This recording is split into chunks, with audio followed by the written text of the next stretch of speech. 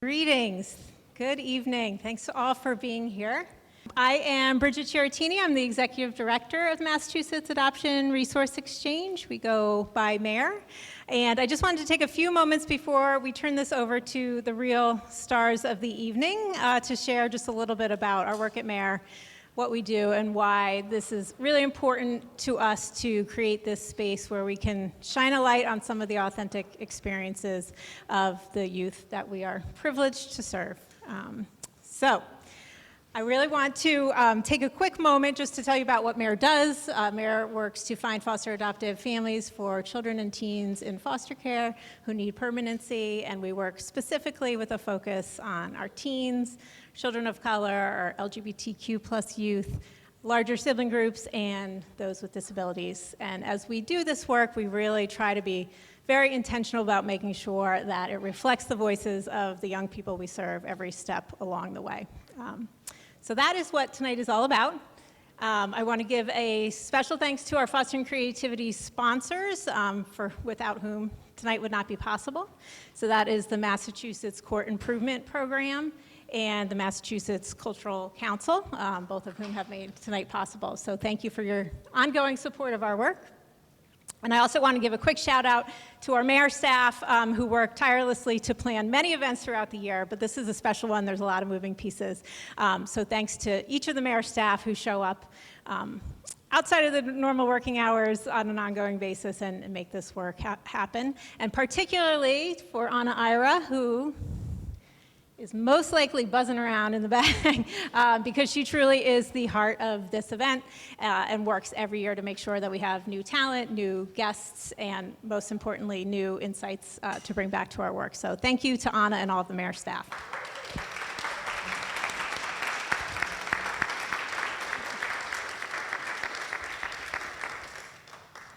So hopefully by this point you've had a chance or will have a chance this evening to enjoy some of the artwork around the room. Please take a moment to walk through, appreciate, learn about each of the creations.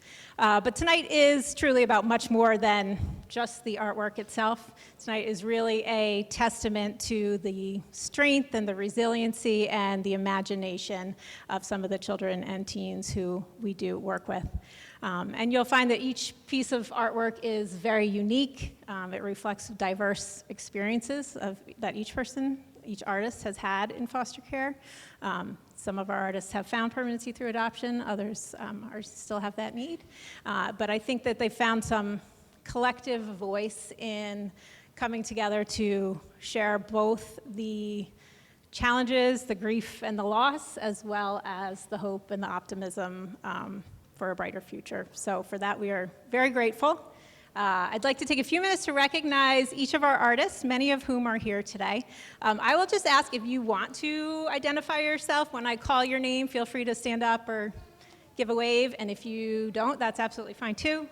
You can just look around the room like everyone else is going to be, so you don't have to identify yourself. Like stare at people. Yes, totally optional, but I would at least like to put a public thanks out to Maddie,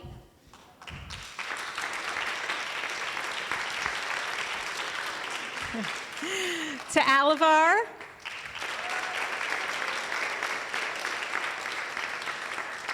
to Chris, to Jacob,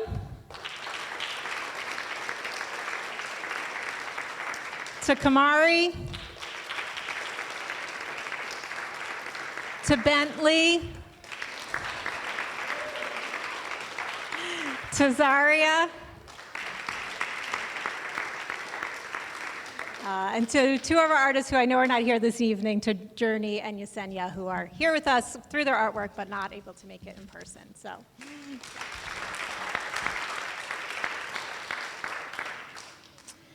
So if you know a teenager, you know that self-identity formation is one of the critical tasks of being a teen. And when we work with some of our teens in foster care, that process is really complicated by having to have frequent moves, lots of transitions, often moving from home to home, community to community, school to school, sometimes even whole new cultures in the home.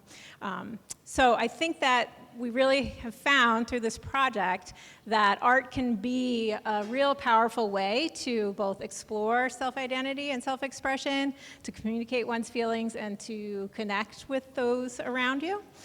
So we really hope that this evening is an opportunity to empower some young people that we are privileged to serve, to let them know that your stories do matter and they deserve to be told. So thank you for your vulnerability and generosity in sharing that with us.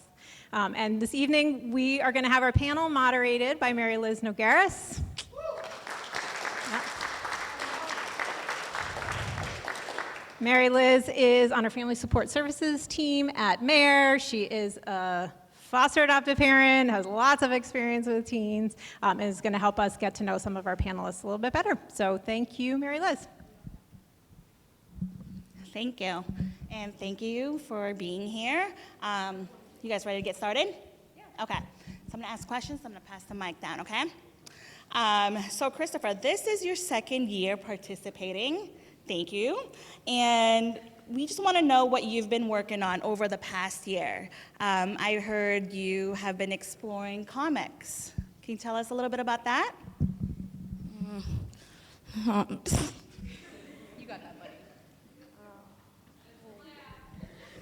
I don't know why. I just like drawing randomly at night. So I started getting into comics and reading Dave Pilkey. Awesome. What else have you been up to? Making my own. Making your own comics? Mm-hmm. Wow. Awesome. Okay. All right. So this question is for everybody here. We'll start with you, Christopher, and we'll go down the line, okay? Can you tell us about the inspiration behind the art you've created? It was to show the difference between a good and a bad mindset and where you can get in life if you have a good mindset and a bad mindset. This poem first came to be for a prompt during a creative writing class at my old high school during sophomore year. The prompt in which I created the poem was to write a poem about an event in your life that has changed you. The purpose of writing this poem was to help us later write a narrative about said event. At the time, I had recently been thrown out of foster home and was moving night to night in hotline homes. I felt deeply unloved and unwanted, as though it was too much of a burden, in which I began wanting nothing more than my mother. It felt almost parallel to when I was first taken out of my mother's custody. The homesickness, the body aching, attention-deprived isolation, and the undying desire for a parental figure who would treat me as their own. All of which I relate in this poem that represents the start of my journey in foster care to what was at the time the present in my journey.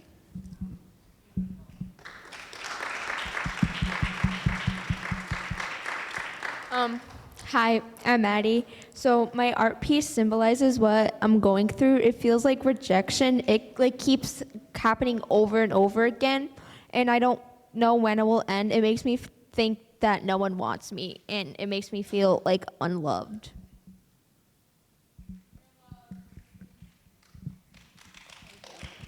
Thank you. Those were beautiful answers. Thank you. Have you found that creating art has helped you build connection with others? Yes, creating art has made me feel like I could build connections. By showing other people my comics, it inspires them to make more art and stuff, and me to show other people what I can do.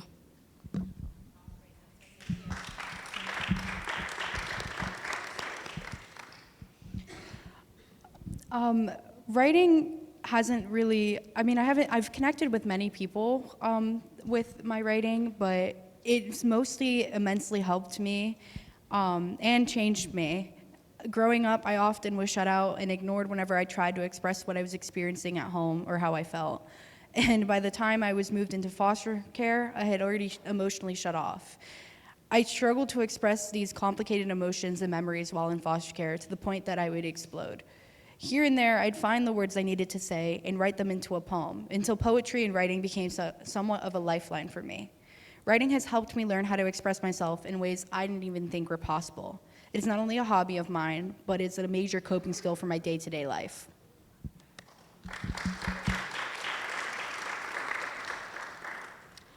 Not yet. It was a new way to express myself. I want to make more so that others can find a way to relate like I did with my art piece.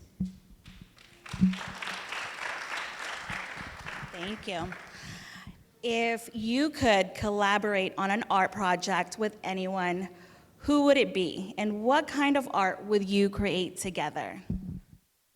Dave Pilkey, and we'd make comics, mostly collaborations on different art styles and sharing ideas. Very good. If I could collaborate on any type of project with anyone, I would collaborate on a writing project with Tahari Mafi, the author of the Shatter Me series. Tahari Mafi's writing is so destructively beautiful, exploring themes such as self-discovery, love, power, and the fight for freedom and justice. Despite the series being set in a near-future dystopian society, I find myself relating tremendously to the main character, Juliet Ferraris.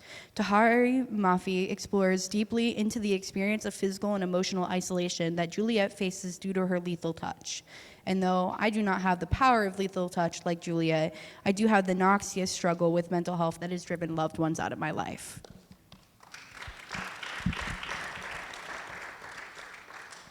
If I could create a piece of art with anyone, it would be either Steve Herring, because I like his style of art, or Frida Kahlo, because I like how her paintings relate to her life, like my painting relates to my life.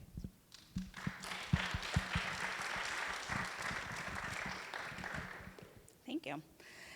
How can the community best support youth in foster care?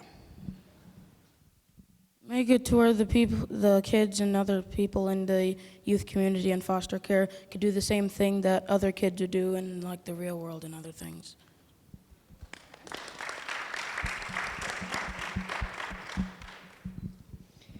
Throughout these past 7 years in the foster care system, something I wish my community would have done to support me is step up for me and the many other children who had nowhere to go, who had to worry where they'd be sleeping every night and wondered if any foster family would ever take them in again.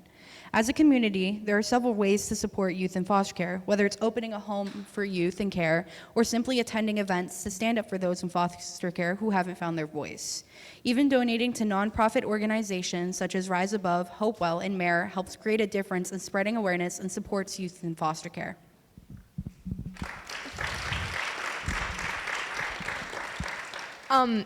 To keep coming to events like this, to listen to us and support my art and others' amazing art pieces.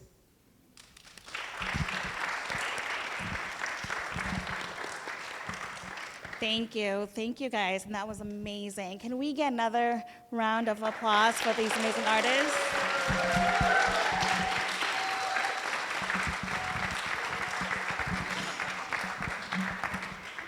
Do we have any questions from the audience for our artists?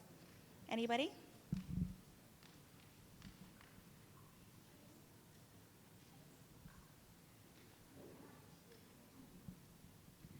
Any questions? Okay. What do you guys want to do with your art as a teacher as you grow up? What do you think for your art?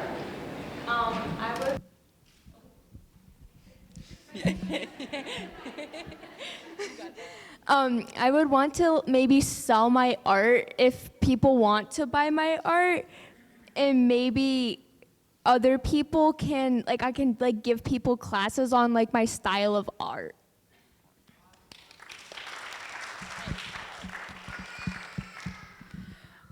I have been thinking about what I would want to do with my art when I'm older, and right now I've been collecting the amount of all the poems I've been writing and journal entries, and I'm really hoping to be able to make a book of my poetry and journal entries, so many people who have experienced the same type of emotions and really just hardships in life can know they're not alone and know that there is it does get better and there's hope in the future.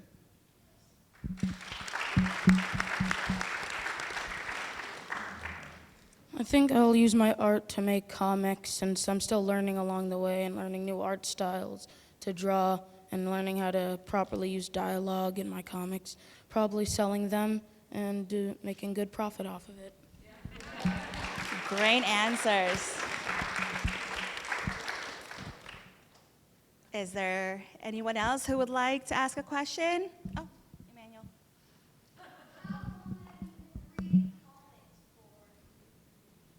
How long have you been reading comics for? An estimate, I don't know. What is your favorite comic? A Dogman series. Dogman series. Yes? What's another question, and then we'll get. What's your question? He said his favorite comics is the Dogman comics. Sorry, do you have a question? No.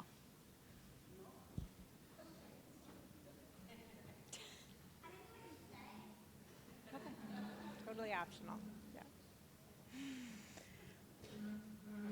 Well, thank you so much for each of you. Truly, your bravery and your vulnerability to come up here and share this, like open the door a little bit into your experiences goes such a long way in helping the community understand exactly what the question Mary Liz asked, which is like, how can we do better showing up for the youth who need us most? And I think when I look around this room, I see a lot of people who care. I see, nonprofit professionals, community supporters, foster parents, adoptive parents, funders, board members, so many different individuals who show up to support this work in different ways. And so know that there is a community around you who is working to improve the outcomes for children and teens of foster care. And thanks to each of you for being part of what we call at MARE, compassionate community, and trying to build broader circles of community, because we really believe that every person has a place to improve the ways that children move through the foster care system and experience foster care, regardless of where you are in life or what your situation is. So thank you to each of you for coming out this evening and supporting our young people, supporting the work that we do every day at MARE. And I just want to say that I, on behalf of all the MARE staff, I believe, just share a commitment that we do indeed take your stories and what each of you have shared on the panel or in other ways in the room back to the work that we do every day and really work to incorporate it to do better. So it goes such a long way, and we really are so grateful for your bravery. So thank you.